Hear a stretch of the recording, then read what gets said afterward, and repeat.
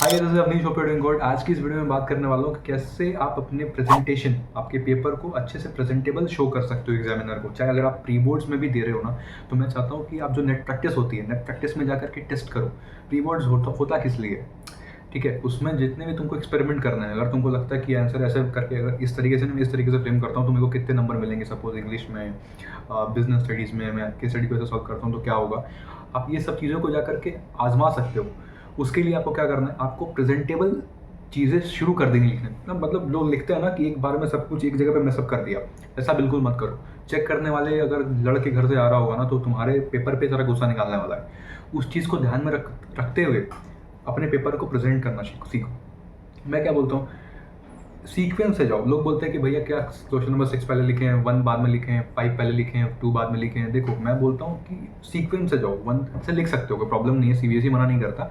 पर मैं चाहता हूँ कि तुम सीक्वेंस से जाओ। उसकी वो अगर वो क्वेश्चन बीच में नहीं आ रहा तुम्हें, तो उसके लिए तुम स्पेस छोड़ दो, उसके बाद तुम आगे बढ़ो। उससे क्या होगा ना कि कम से कम वो मिसअप नहीं हो जाएगा। फिर तुम्हें लगेगा अरे ये काट दिया, फिर अब वो आगे तुम उसको करेक्शन करोगे, समझ रहे हो। तो उसके लिए तुम अप्रोप्रिएट जितना उसमें स्पेस लगने वाला है उससे थोड़ा हल्का ज़्यादा छोड़ दो, ठीक है। तो कम से कम वो उसको ढूंढने में फ्रस्ट्रेशन नहीं आएगी। जैसे वो पेपर तुमसे पहले मान लो चेक कर रहा होगा तुम्हारे आगे वाले रोल नंबर का, और उसने पेपर में प्रॉपर छेड़ दिया होगा, मतलब कुछ भी लिख दिया होगा, तो वो सारा पेपर का गुस्सा जो होगा ना, फ्रस्ट्रेशन कहीं ना कहीं तो निकलती है। आदमी इंसान है, इंसान ही है ना जो तुम्हारा पेपर चेक कर रहा है, भगवान तो है नहीं।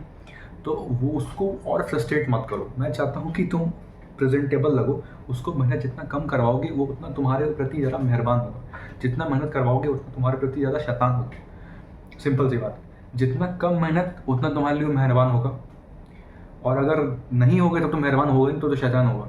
इसलिए बोल रहा हूँ कि प्रेजेंटेबल लगने का मतलब क्या है, प्रॉपर देखो। अगर बोलोगे तुम मेरी राइटिंग अच्छी नहीं है, तो राइटिंग भाई एक महीने में अच्छी हो नहीं सकती।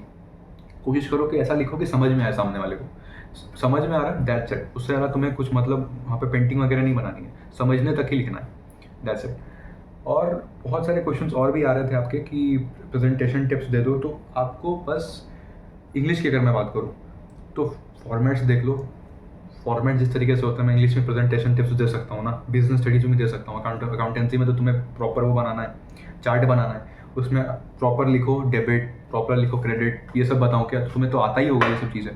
बेसिकली ये वीडियो बना रहा हूँ इंग्लिश के लिए, क्योंकि इंग्लिश को लेकर के बहुत सारे क्वेश्चंस हमारे डीएम्स में आ रहे हैं बीसीएल के कि प्रेजेंटेशन टिप्स दे दो। मैं चाहता हूँ इस जितनी भी चीज़ें मैं तुमको बता रहा हूँ, ये जा करके तुम अपने प्री बोर्ड्स में या फिर तुम्हारे जो यूनिट टेस्ट भी आने आगे, वो जो एग्ज़ाम के पहले होते हैं ना, जाके उसमें अप्लाई करो और देखो कि क्या रिएक्शन टीचर का आता है। या फिर अगर तुम्हारे प्री बोर्ड्स हो चुके हैं और तुम्हारे पास आजमाने के लिए कोई एग्जामिनेशन नहीं है, तब तुम क्या कर सकते हो, बीसीएल प्रतिज्ञा में जाकर के सारे क्वेश्चंस को तुम उस तरीके से अटेम्प्ट कर सकते हो। वहाँ भी तुम एक्सपेरिमेंट कर सकते हो। वो तुम्हारे लिए प्री बोर्ड ही है, ऑनलाइन प्री बोर्ड है। उसमें तुम अटेम्प्ट करके उस चीज़ को अपलोड कर सकते हो। हमारे गूगल ड्राइव का जो हमारा जो लिंक आएगा उसमें तुम अपलोड कर सकते हो। जो एग्जामिनर हमारा चेक करने वाला है तुम्हारे पेपर को, वो तुम्हें अच्छे से बता देगा कि तुम्हारे पेपर में कहाँ कमी है, तुम्हें कहाँ इंप्रूवमेंट की ज़रूरत है, दैट्स इट। और अगर तुम्हें बीसीएल प्रतिज्ञा के अलावा भी कुछ और चाहिए, क्योंकि इसमें तो एप्रोप्रिएशन बहुत काम जितना तुम्हें चाहिए ना, तुम्हें उतना क्वांटिटी मिल जाएगा, तुम्हें उतना तुम्हारे उतने पेपर चेक होकर मिल जाएंगे। पर तुम्हें और अगर चाहिए, तुम्हारे मन में और चुल है, तो तुम अपने क्वेश्चंस को खुद से सॉल्व करके अपने स्कूल टीचर से जाके चेक करा सकते हो। फिर तुम्हारा अगर ट्यूशन टीचर होगा या तुम किसी कोचिंग में हो गए, वहाँ भी तुम चेक करा सकते हो, एज यू विश।